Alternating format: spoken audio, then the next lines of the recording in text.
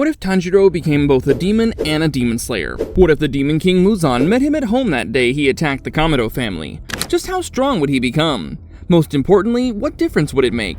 In this timeline, Muzan arrives while Tanjiro is still home, and instead of fleeing, Tanjiro does what Tanjiro always does. He fights. He has no technique, no breathing form, nothing but raw desperation and a will that genuinely makes Muzan stop and stare. Because Muzan has killed thousands of people, and none of them looked at him the way this boy does. Not with hatred, but with total refusal.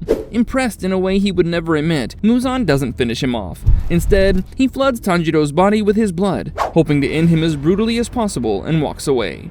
Fully convinced the entire Kamado family is finished. He's wrong. Nezuko wasn't home. She had gone to the village market, got caught in a snowstorm overnight, and when she returns the next morning, she finds exactly what Tanjiro found in the original story. Her family, gone. Except one. She hears a heartbeat in the snow. She picks her brother up and starts moving.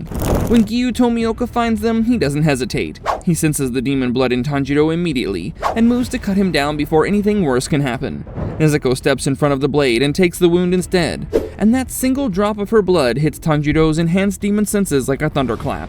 He wakes up and places himself between Nezuko and Giyu's sword, before he even fully understands what his own body has become. Giyu has never seen anything like it. A demon, protecting a human. He attacks again, not to kill, but to test. Tanjiro doesn't move away from Nezuko, not once. Giyu sheaths his sword. That's when the sun comes up. Tanjiro's skin starts burning. Nezuko can't move. Even Giyu, who has seen more death than most people can imagine, believes it's over. Then the burning stops. Tanjiro stands up straight, in full daylight, not flinching. A demon who has just conquered the one thing that kills every demon. Giyu looks at this for a long moment. Then he does the only thing that makes sense. He takes both of them to Ubuyashiki. The meeting that follows is exactly as explosive as you'd expect. Every Hashira in the room wants Tanjiro dead the moment they see him. Sanemi is already moving. Obanai is right behind him. But Ubuyashiki raises his hand. And because his word is absolute, everyone stops. Giyu speaks first. He tells the room that he saw a demon that chose his sister over his own survival twice. Then Ubuyashiki explains what the Kamado bloodline actually is. The family closest to Yoriichi Tsugikuni, the last living link to sun-breathing, and now somehow a demon who can stand in sunlight without dying.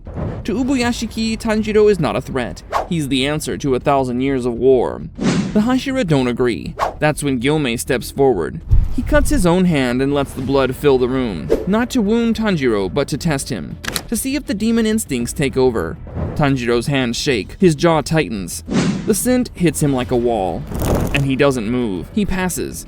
Ubuyashiki makes his ruling. If Tanjiro ever harms an innocent human being, the Corps will execute him on the spot. No trial, no discussion.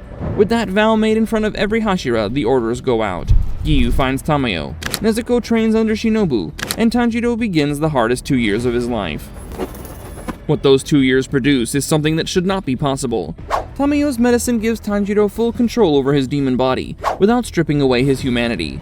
His sense of smell, already terrifying as a human, becomes almost supernatural as a demon. He can detect killing intent, read fear, sense a weapon shifting in someone's grip before it moves, and the Hinokami Kagura, the sun-breathing technique passed down through his family, doesn't weaken in a demon body. It evolves. Because sun-breathing was always designed to be used without limits, and a human body is nothing but limits.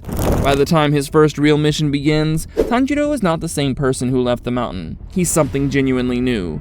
The drum house mission confirms it early. Kyogai, the rotating house demon who gave the original Tanjiro serious trouble, barely registers as a challenge. Tanjiro adapts to the shifting rooms before Kyogai even finishes his second rotation. The fight is over fast, and when the Corps hears the report, the room gets very quiet. Then Zenitsu and Inosuke enter the picture, and for the first time in this story, the group that will shake the entire demon world is standing in the same place. Mount Narakumo is where the real statement gets made. Lower Moon 5 Rui has spent years building a spider thread blood demon art that can slice through almost anything. In the original timeline, even a fully committed Tanjiro barely survived that encounter before Giyu had to step in. Here, Tanjiro goes forward alone and tells Nezuko to stay back. The fight starts. His water breathing is sharper than it ever has been. And then, mid-fight, something clicks. His breathing doesn't just improve, it transforms. Water breathing shifts into sun breathing without warning, and every strike he lands burns hot enough to stop Rui's regeneration cold. Before Rui can adapt, before he can even understand what he's facing, it's over. The head comes clean off.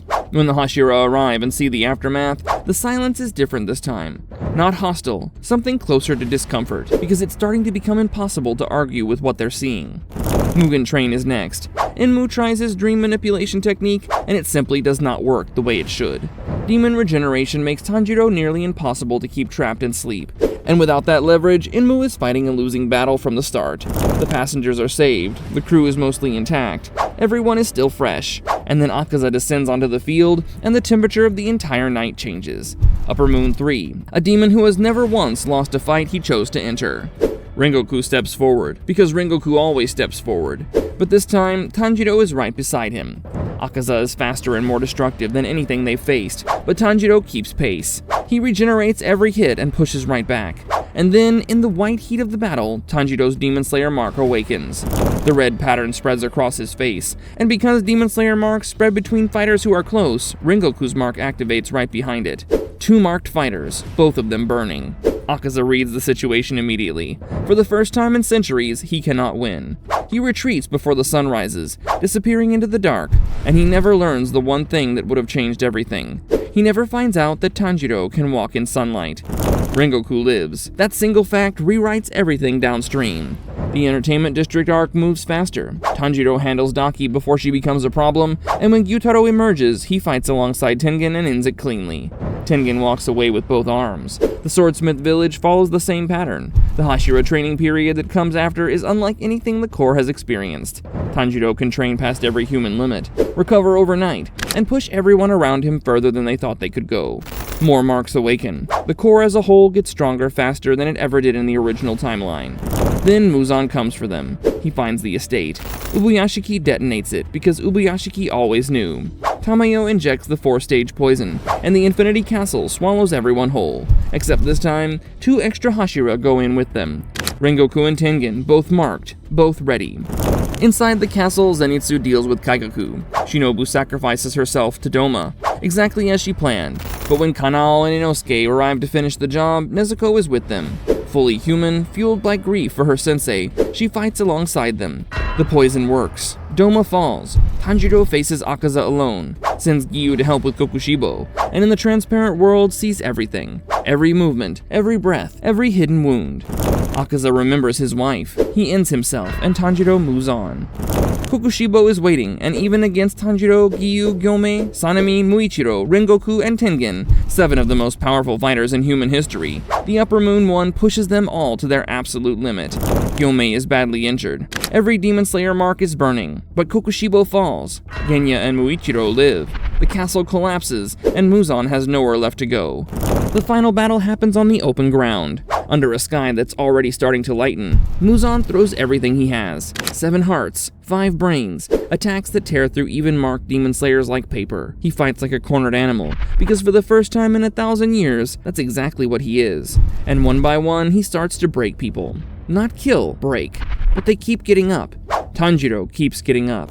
And then Tanjiro stops thinking about the fight entirely. He thinks about his father. He thinks about his mother and his siblings lying in the snow. He thinks about the weight of everything Muzan has taken from him, and from everyone around him, and something behind his eyes goes completely quiet. The 13th form comes out. Not water breathing, not standard sun breathing, the full combination. Sun breathing fused with his blood demon art, the attack that was always his alone. Built from a life that no one else has ever lived. 7 hearts, 5 brains, all of them gone at once. Muzan disintegrates in the rising light, and as he does, Tanjiro's body starts changing. The demon blood leaves him slowly, like fog burning off in the morning. He comes back. He comes all the way back. Every single one, except for Gyomei, who dies quietly from his wounds not long after, the Demon Slayer Mark's curse finally collecting what it was owed from a man who had already given everything he had. If you enjoyed this video, then you'll absolutely want to click on this next one, where we explore what would happen if Tanjiro was raised by Demon Slayer legends.